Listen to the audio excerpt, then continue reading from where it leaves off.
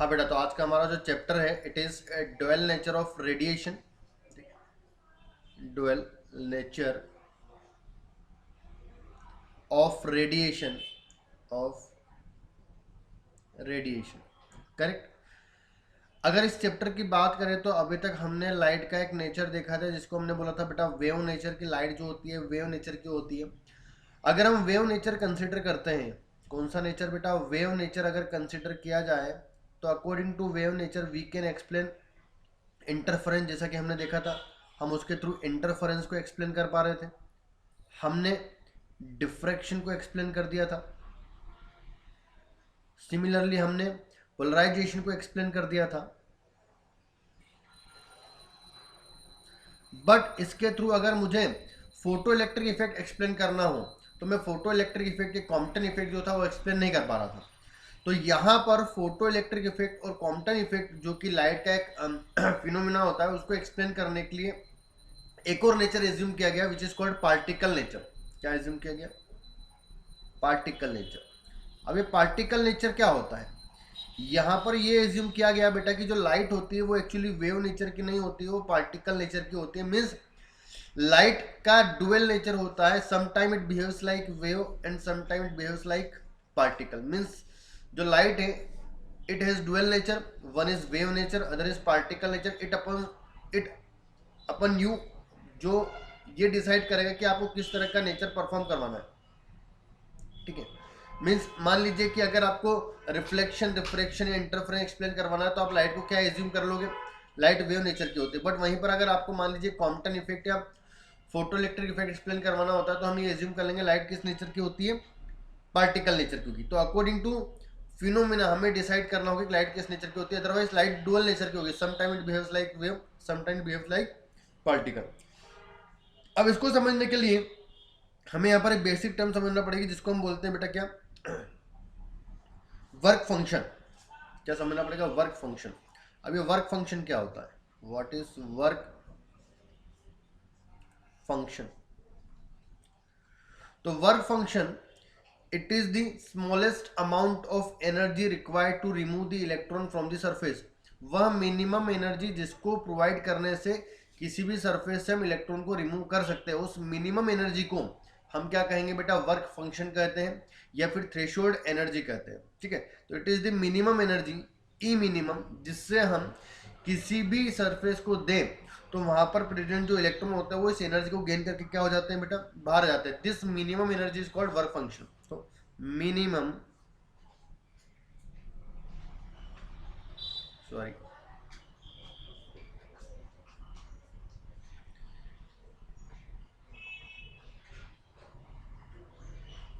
Minimum energy require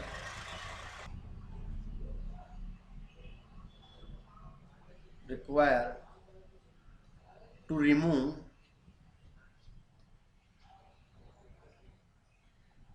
electron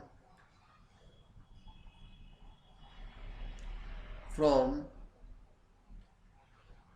the surface. किसी भी surface से इलेक्ट्रॉन को रिमूव करने के लिए जो मिनिमम एनर्जी चाहिए होती है उसी को हम क्या बोलते हैं बेटा? यहाँ पर वर्क फंक्शन बोलते हैं। अब यहाँ पर जो एनर्जी प्रोवाइड की जाती है बेटा किस फॉर्म में प्रोवाइड की जाती है? इलेक्ट्रॉन वोल्ट के फॉर्म में प्रोवाइड की जाती है। किस फॉर्म में? इलेक्ट्रॉन वोल्ट के फॉर्म में, ठीक है।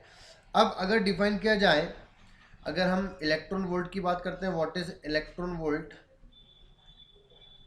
Electron volt is the smallest unit of energy which is given to the electron to remove the from the surface of any substance, ठीक है। जब हम उस पर क्या करेंगे? लाइट को इंसिडेंट करेंगे। तो सिंपली आपसे पूछा था कि डिफाइन वन इलेक्ट्रॉन वोल्ट जो होता है वो कितने जूल के इक्वल होगा? तो one electron means 1 × 1.6 × 10⁻⁻19 in joule. तो जो वन इलेक्ट्रॉन वोल्ट होता है बेटा वो कितने? 1.6 × 10⁻⁻19 जूल के इक्वल होगा। जब हम एक इलेक्ट्रॉन को 1 वोल्ट पोटेंशियल डिफरेंस से एक्सेलरेट करते हैं तो उसमें जो एनर्जी डेवलप होता है उसको हम बोलते हैं क्या बेटा? यहाँ पर 1 इलेक्ट्रॉन वोल्ट। अब इस एनर्जी का यूज किया जाता है बेटा कहाँ पर? इलेक्ट्रॉन को एमिट करवाने में। तो यहाँ पर जो नेक्स्ट हमारा टाइप होता है या जो नेक्स्ट हमारा हेडिंग होगा वो होगा इलेक्ट्रॉन एमिशन। अभी इलेक्ट्रॉन एमिशन क्या होता है हम इसकी बात करते हैं, ठीक है। तो next topic is electron emission. What is electron emission? Let us assume that we have a surface, ठीक है।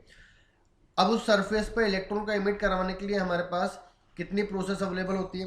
First is called thermo ionic emission, ठीक है, थर्म आयोनिक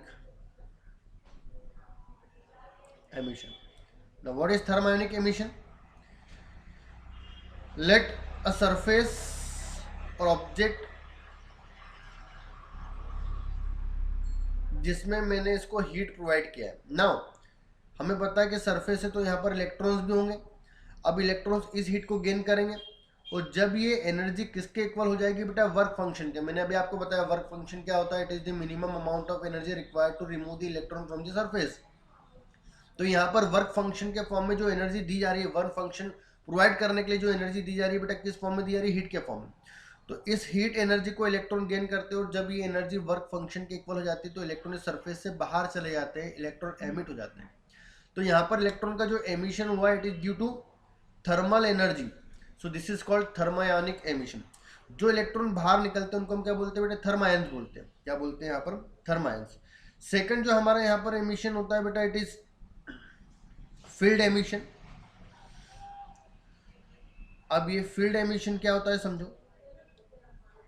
अगर फील्ड एमिशन की बात की जाए तो इलेक्ट्रिक फील्ड के थ्रू होगा, जैसे फॉर एग्जांपल नाम से पता चल रहा है फील्ड मींस हम यहाँ पर कोई एक पर्टिकुलर फील्ड यूज करने वाले। तो मान लीजिए कि मेरे पास एक कैपेसिटर है, इस कैपेसिटर की एक प्लेट पॉजिटिवली चार्ज होती है और दूसरी प्लेट जो होती है वो नेगेटिवली चार्ज होती है, और यहाँ पर मान लीजिए कि मैंने एक थर्ड प्लेट रखा हुआ है ऐसे, दिस इज थर्ड प्लेट, ठीक है, और यहाँ पर इलेक्ट्रॉन प्रेजेंट है। We know that direction of electric field from positive to negative. तो अगर इलेक्ट्रिक फील्ड की डायरेक्शन पॉजिटिव से नेगेटिव तो इस इलेक्ट्रॉन पर जो फोर्स लगेगा वो इलेक्ट्रिक फील्ड के अपोजिट लगेगा, which is equals to force equals to E into E. तो कहने का मतलब ये है कि due to electric field present inside the capacitor, electron present on what metal surface experience a force equal to E. अब अगर इन पर फोर्स लग रहा है तो ऑब्वियसली एक्सेलरेशन आएगा, और अगर एक्सेलरेशन आएगा तो हम बोल सकते हैं यहाँ पर वेलोसिटी इंक्रीज हो रहा है, और अगर वेलोसिटी इंक्रीज हो रहा है तो अगर इनकी वेलोसिटी इंक्रीज हो रही है तो मैं बोल सकता हूँ बेटा इनकी काइनेटिक एनर्जी इंक्रीज हो रही है। मीन्स हम जो एनर्जी प्रोवाइड कर रहे हैं यहाँ पर इलेक्ट्रॉन को in form of kinetic energy provide कर रहे हैं। तो काइनेटिक एनर्जी बढ़ रही है, तो जब ये एनर्जी वर्क फंक्शन के इक्वल हो जाएगी तब इलेक्ट्रॉन इसके सरफेस से बाहर चले जाएंगे। तो ये जो एमिशन हो रहा है this is called field emission, जो कि इलेक्ट्रिक फील्ड के कारण हो रहा है। नाउ अगर हम नेक्स्ट एमिशन की बात करते हैं which is called photo emission, ठीक है, या फिर सेकेंडरी एमिशन। तो इन सेकेंडरी एमिशन जो इलेक्ट्रॉन है, तो इन दिस एमिशन मान लीजिए कि मेरे पास कोई एक पर्टिकुलर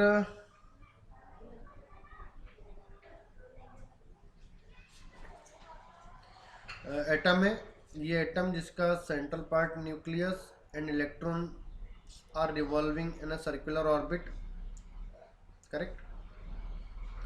इसमें होता क्या है कि एक इलेक्ट्रॉन होता है high energetic electron which collide with this electron.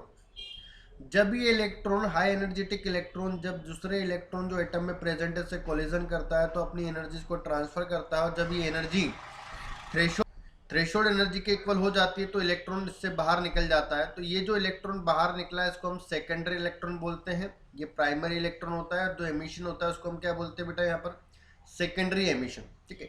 तो इन सेकेंडरी एमिशन में जो एटम से इलेक्ट्रॉन बाहर निकलता है एटम को आयनाइज करने के लिए, यहाँ पर वो कोलिजन से एनर्जी गेन करता है in the process of collision. इस तरह के एमिशन को बोलते हैं बेटा यहाँ पर सेकेंडरी एमिशन, ठीक है। तो नेक्स्ट क्लास में जो हमारा एमिशन रहेगा इंपॉर्टेंट टॉपिक रहेगा फोटो एमिशन, उसी के बाद आपका जो मेन चैप्टर होगा यहाँ पर स्टार्ट होगा, ठीक है। ओके।